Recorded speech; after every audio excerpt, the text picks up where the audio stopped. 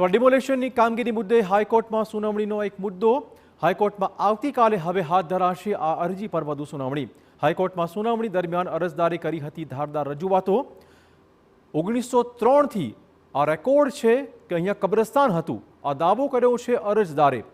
આ સરકારી જગ્યા હતી જેનો ઉપયોગ કબ્રસ્તાન તરીકે થતો હતો।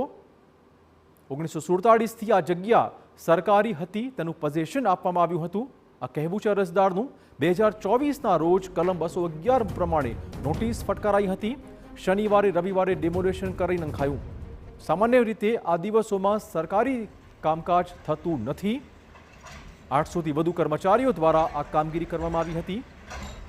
સુપ્રીમ કોર્ટે પણ કહી દીધું છે કે દેશમાં ક્યાંય ડિમોલેશન થવું જોઈએ નહીં। આ દાવો પણ અરજદારે કર્યો હતો। જો કોર્ટની પરમિશન હોય તો જ ડિમોલેશન કરવામાં આવે તે પ્રકારનો આદેશ હતો।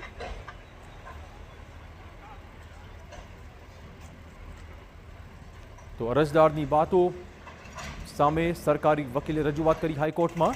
સુપ્રીમ કોર્ટના ચુકાદાનું ક્યાંય ઉલ્લંઘન નથી થયું, આ દાવો હતો સરકારી વકીલનો। ઓક્ટોબર 2023થી ડિમોલેશન પ્રક્રિયા ચાલી રહી છે। અરજદાર વિરુદ્ધ 5 લીગલ પ્રક્રિયા હાલ પેન્ડિંગ બોલે છે। અનધિકૃત દબાણ હતું જેની સામે નોટિસ આપવામાં આવી હતી। 5મી સપ્ટેમ્બર 2024ના રોજ નોટિસ હતી, તેનો જવાબ નહોતો આવ્યો। અરજદારે કોર્ટમાં કહ્યું હતું કે અમને કોઈ પણ હુકમ નથી મળ્યો। સરકારે કહ્યું હતું કે અમે RPAD કર્યું છે, અમારી પાસે હુકમ મોકલવાના પુરાવા પણ છે।